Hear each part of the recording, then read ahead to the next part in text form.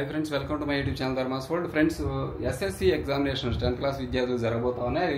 Physical science సంబంధించి next exam జరగబోతుంది. దానికి సంబంధించి ఇప్పటికే మీకు 3 మోడల్ పేపర్స్, వాటి తాలూకా క్వశ్చన్స్ అండ్ ఆన్సర్స్ కూడా మీకు ఇవ్వడం జరిగింది. ఇప్పుడు మరో మోడల్ పేపర్ యొక్క క్వశ్చన్స్ అండ్ ఆన్సర్స్ మనం ఈ వీడియోలో డిస్కస్ చేయబోతున్నాం. చాలా ఇంపార్టెంట్ మోడల్ పేపర్ ఇది. ఈ ఆన్సర్స్ కూడా చాలా ఇంపార్టెంట్. ఇవన్నీ కూడా చాలా జాగ్రత్తగా మీరు ఒకసారి వెరిఫై చేసుకోండి, చెక్ చేసుకోండి.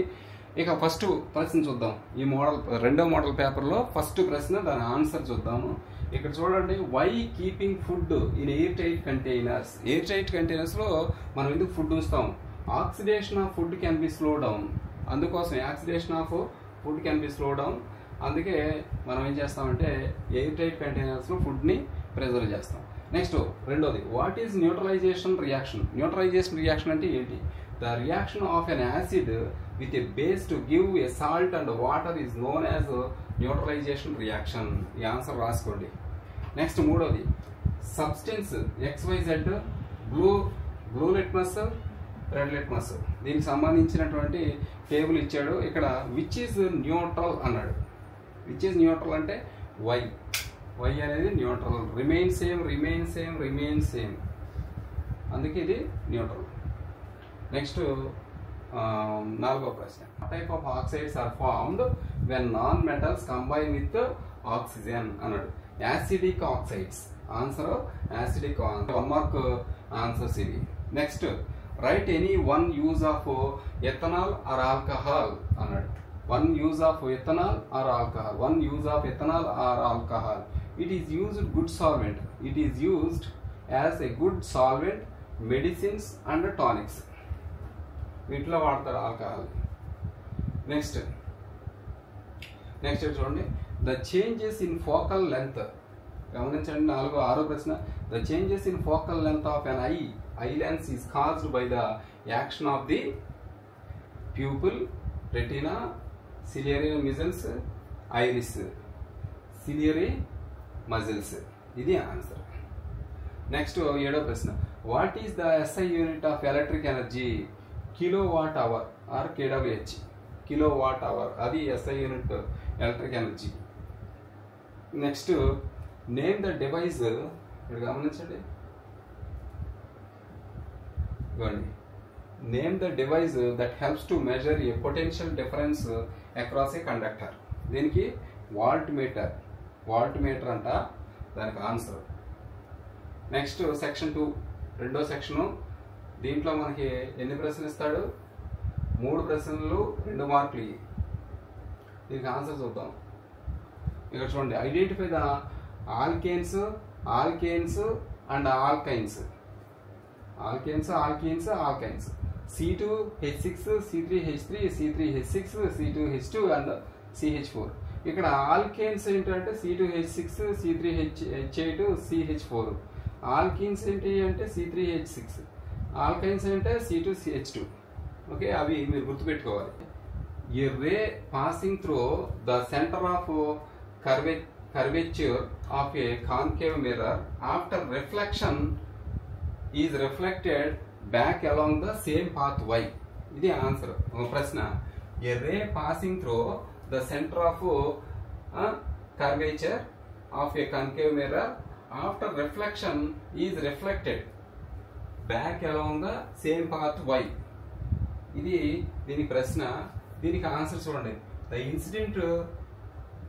Incident rays fall on the concave mirror along the normal to the reflecting surface. ఇది ఆన్సర్. రాసుకోండి మీరు. 11వ ప్రశ్న, why are copper and aluminium wires usually employed for electricity transmission. Electricity transmission లో అల్యూమినియం, కాపర్ ఎందుకు ఉపయోగిస్తారు? ఆ వైర్స్ ఎందుకు వాడతారని. The copper and aluminium wires possess low resistivity and as such are generally used for electricity. Okay, generally used for electricity transmission. Next ప్రశ్న చూడండి, section 2. దీంట్లో 3 ప్రశ్నలు, 4 మార్కులు ఇస్తారు. ఇందులో first, draw any one of the following diagrams అన్నాడు. First diagram ఏంటి? Draw the ray diagram of image formed when the object is placed in front of a concave mirror in the following positions అన్నాడు. ఒకటి beyond C, ఇక్కడ చూడండి, ఒకటి ఏంటి beyond C, ఇంకోటి between C and F. ఈ రెండు పిక్చర్స్ మీరు గుర్తుపెట్టుకోవాలి, ఈ టూ పిక్చర్స్. ఓకే, ఇదేమో బిట్వీన్ సి అండ్ ఎఫ్, ఇదేమో బియాండ్ సి. ఇంకోసారి ప్రశ్న, draw the ray diagrams of image formed when the object is placed in front of a concave mirror in the following positions అన్నాడు. Beyond C and between C and F, ఇది గుర్తుపెట్టుకోవాలి మీరు. Next ఏంటి B. దీంట్లో ఇక్కడ గమనించండి, draw a diagram of arrangement of apparatus for the reaction of acids and metals. Plus ఈ picture చాలా జాగ్రత్తగా గుర్తుపెట్టుకో. దీన్ని 8 మార్కులకి 4 మార్కులకి ఇస్తున్నాడు. ఈ పిక్చర్ని 4 మార్కులకి ఇస్తున్నాడు, గుర్తుపెట్టుకో. ఇది ఇందాక మనం చెప్పుకున్నటువంటి ఫస్ట్ మోడల్ పేపర్లో కూడా ఉంది ఇది. ఓకే, నెక్స్ట్ 13వ ప్రశ్న చూడండి. ఏముంది 13వ ప్రశ్న? Give 2 important uses of bleaching powder and plaster of Paris. Plaster of Paris, bleaching powder, ఈ రెండింటికి సంబంధించినటువంటి ఏవైనా 2 ఇంపార్టెంట్ యూజెస్ రాయండి అన్నాడు. ఇంపార్టెంట్ యూజెస్ రాయండి. చూడండి, ఫస్ట్ది, for bleaching cotton and linen in the textile industry, for bleaching wood pulp in paper factories and for bleaching washed clothes in laundry. ఇన్ని ఉపయోగాలు బ్లీచింగ్ పౌడర్. రెండోది, as an oxidising agent in many chemical industries and to make drinking water free from germs, use of plaster of Paris. దీని plaster of Paris ఉపయోగం ఏంటి చూడండి. Doctors use as plaster of Paris for supporting fractured bones in the right position. Next, plaster of Paris is used for making toys, materials for decoration and for making surfaces smooth. ఇవి plaster of Paris ఉపయోగాలు. Okay, రాసుకోండి మీరు. Uses of bleaching powder, uses of plaster of Paris. ఇక్కడ 14వ ప్రశ్న ఏంటి? 14వ ప్రశ్న అంటే ఇక్కడ పైన పిక్చర్ ఇచ్చాడు కదా, observe the ray diagram and answer the following questions. Ego ray diagram, దానికి 3 ప్రశ్నలు ఇచ్చాడు, ఒకటి ఆన్సర్ రాయాలి మనం. Which lens used in this ray diagram? ఈ రే డయాగ్రామ్లో ఏ లెన్స్ ఉపయోగించారు అని చెప్పేసి అడుగుతున్నాడు. దానికి కన్వెక్స్ లెన్స్. ఆన్సర్ చూడండి, ఆన్సర్ ఇచ్చాడు కాన్వెక్స్ లెన్స్.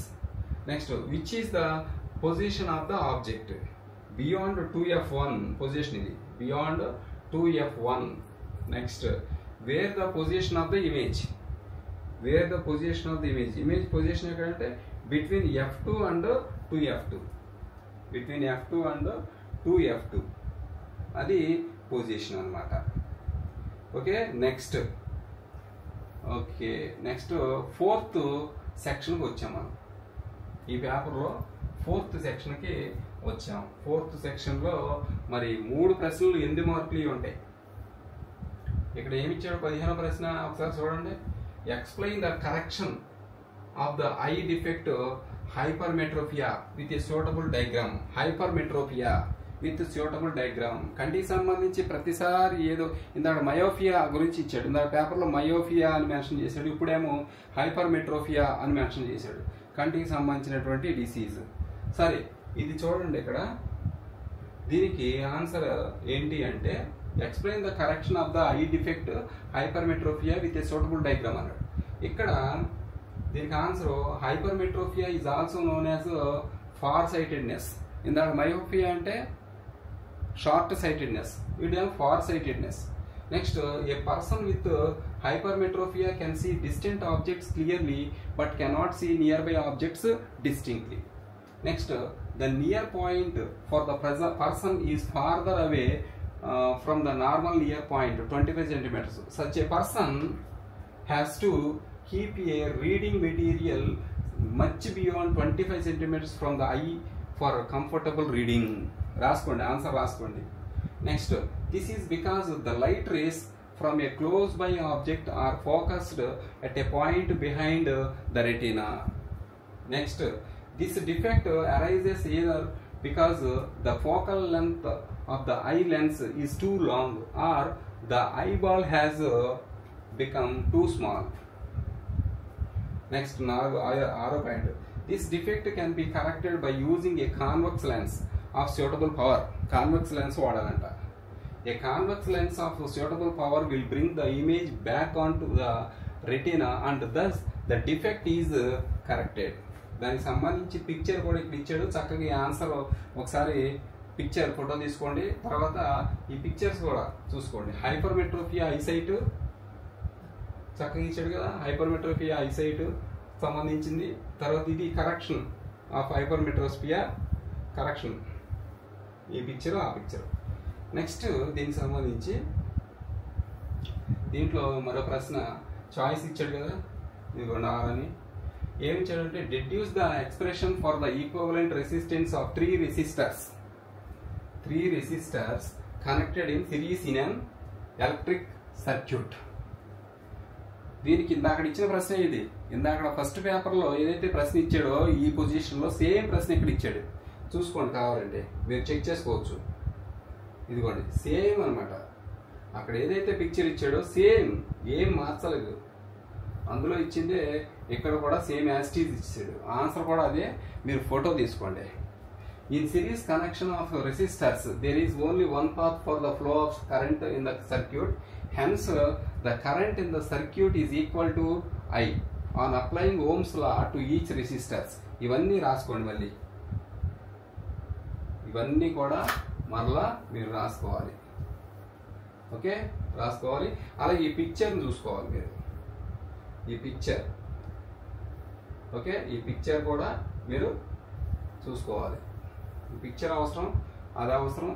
ఈ ప్రశ్న మొత్తానికి కూడా ఈ రెండు చాలా అవసరం. Next, the resistance of the equivalent resistance in series combination is equal to the sum of their individual resistance. Okay, next 16వ ప్రశ్న. 16వ ప్రశ్న చూసినట్లయితే మీరు balance the following chemical equations అన్నారు. ఏంటి ఆ chemical equations? Balance the chemical equations చూసుకోండి. దీని గ్లాన్స్ ఒకసారి చూసుకోండి. ఈ కెమికల్ ఈక్వేషన్స్ ఒకసారి చెక్ చేసుకోండి. ఓకే, ఇవి ఏటిని చూస్ చేస్తాయో ఒకసారి అది కూడా మీరు చూసుకోవాలి. ఇక్కడ చూడండి, HNO3 plus CaOH2 gives rise to CaNO3 into 2 plus H2O. NaOH plus H2SO4 gives rise to Na2SO4 plus H2O. NaCl plus AgNO3 gives rise to AgCl plus NaNO3. BaCl2 plus H2SO4 gives rise to BaSO4 plus HCl. దీనికి సంబంధించి ఏమన్నాడు ఇక్కడ ప్రశ్న చూడండి. Balance the following chemical equations అన్నాడు. దానికి చక్కని answer ఇక్కడ ఇచ్చారు. మీరు నోట్ చేసుకోండి, చక్కగా నోట్ చేసుకోండి. దాన్ని మళ్ళీ మళ్ళీ దీని గురించి ఎత్తుకోకుండా నోట్ చేసుకోండి. దీనికి ఒక ఆప్షన్ ఇచ్చాడు, మళ్ళీ ఒక చాయిస్ క్వశ్చన్ కూడా ఉంది దీనికి. ఇక్కడ ఇవ్వండి choice question. Explain the following అన్నాడు. హోమోలోగస్ సిరీస్, సబ్స్టిట్యూషన్ రియాక్షన్, ఈ రెండు కూడా ఏమన్నాడు ఎక్స్ప్లెయిన్ చేయమన్నాడు. హోమోలోగస్ సిరీస్ అంటే ఏంటి? A series of compounds in which the same functional group substitutes for hydrogen in a carbon chain. For hydrogen in a carbon chain అన్నాడు. Carbon chain is called homologous series. Next ఇంకోటి, a series in which every succeeding compound differs from the previous one by CH2. Example CH4, C2H6 and so is the alkane homologous series. Okay, homologous series. Next ఇంకొకటి substitution reaction. దీనికి ఏమంటాం? One type of atom or a group of atoms takes the place of another is called a substitution reaction అంటారు. Next example ఇచ్చాడు. In the presence of sunlight chlorine is added to hydrocarbons in a very fast reaction. Very fast reaction. దీనికి chlorine can replace the hydrogen atoms one by one. A number of products are usually formed with the higher homologous of alkanes.